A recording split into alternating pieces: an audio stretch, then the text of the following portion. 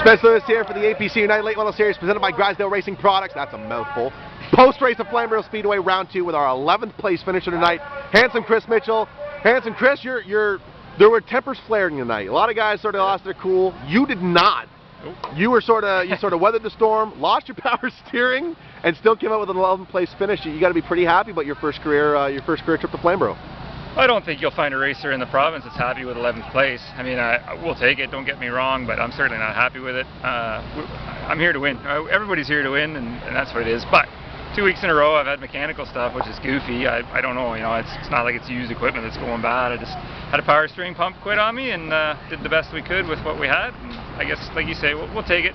How difficult is it to stay up on the wheel at this track with no power steering? It's so tight that turning it's not a problem, but when you get off the corner trying to get it turned back straight again, you're pulling on the wheel pretty hard to the right. It's a tough deal. But I actually broke a right front shock too. It pulled apart the coil adjuster that sits on the top to change the spacing of my bump gaps, and it pulled apart. I finished the race with no right front shock.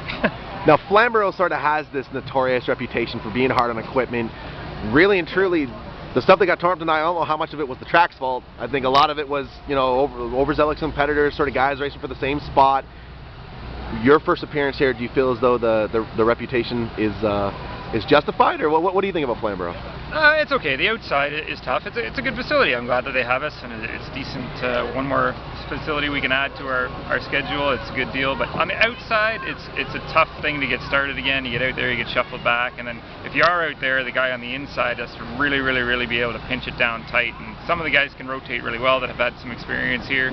For the rest of us, we were just kind of hanging on. And your article before the race said, we're learning on the fly. So all things considered, we'll take it again. So last week I was 12th, this week 11th. I only need 10 more races, and we'll be in number 1. Was your team able to adjust to the track the way you needed to? I mean, obviously the end result was an 11th place finish, which really for a first timer is great. But was the team able to sort of come together and figure this place out as quickly as you needed to? Absolutely. I mean, with only the 2 practices, we got out there, made some changes right away. I come back in, and I basically kept my helmet and Hans on, and I just barked in order. So I apologize to the guys earlier, but they were awesome. Every adjustment we wanted to make, we took a lot of input from Mike McCall. I got to thank him a lot. He was a big help today, and I appreciate all of his input.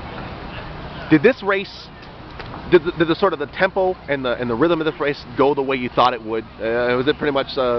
I think a lot of guys were expecting the frequent cautions. Did it sort of roll the way you thought it would? Well, you got to remember that now you're dealing with the best of the best. So with the qualifying format the way that it is, when obviously my qualifying sucks, but it's a learned thing, and the quality of the equipment here, the quality of the drivers here, everyone's separated by just a few tenths, right? So when you get back there further in the field, and then you get a guy like Bentley here was really strong today, for example. So if he's got to go to the back and then he's ripping his way through, or you get a guy like Chenoweth at the back, he comes back through really quick. So those guys are so much faster than everybody else. How do you pass? So then a little bit of impatience comes in, and then it's much like it was at Sunset, and stuff gets torn up. But it's not the track's fault, it's not the competitor's fault. I mean, we're all here to be as aggressive as we can be at the end of the day, and sometimes that aggression works out. You're their hero, or you're a zero.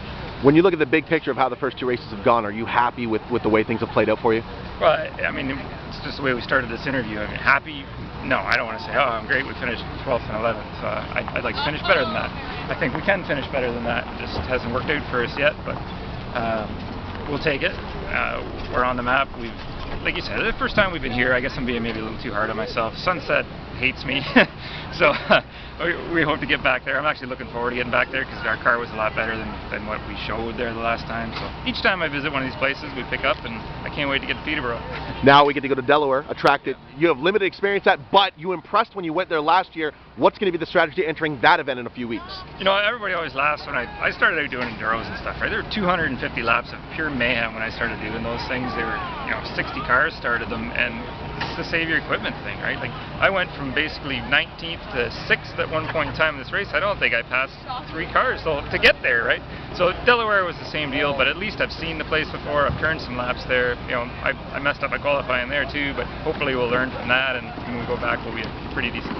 to put together the elite level program that you guys have been able to do, really from the ground up to go and get a new car, a new to you car, and put it all together and go out on tour for the first time. It doesn't happen without the people behind the scenes. Thank the folks that make all this a reality for you. Well, I'd like to thank all my family to begin with. I mean, they put up with me doing all this stuff, and it takes so much time, and like any relationship, to be successful, you have to spend a lot more time with it. So I appreciate them. They all get on board, help me out. Nicole from Triven Media, she's my lady. She does everything. She is your lady. She's a nice lady. I love her to death. I dig her a lot. You're a lucky guy. She's helped me immensely with everything that I do, from packing the trailer to getting stuff ready to go to all my media and graphic stuff. So I appreciate all that. And then the guys, of course, helping me out. And then Earl Ireland Auto Sales, Dent Dynamics. We've got some guys having some fun here. Rockstar Energy Drink.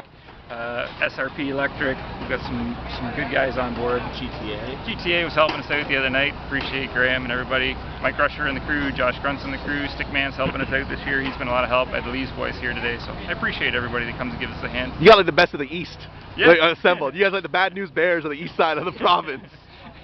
Yeah, last week we had Jeff and Ryan with us too, and Derek Stone spotting. So all those guys make it possible, and I really do appreciate all their help. Follow them on Twitter at Dent Dynamics 22, and on Facebook, Chris Mitchell Racing, the official page. Go home and enjoy some time with the family. You get some nights off, and then we get to regroup at Delaware. I look forward to seeing you in round number 3 of the tour, my man. Look forward to seeing you too, sir. Handsome Chris Mitchell, 11th place finish here at Flamboro.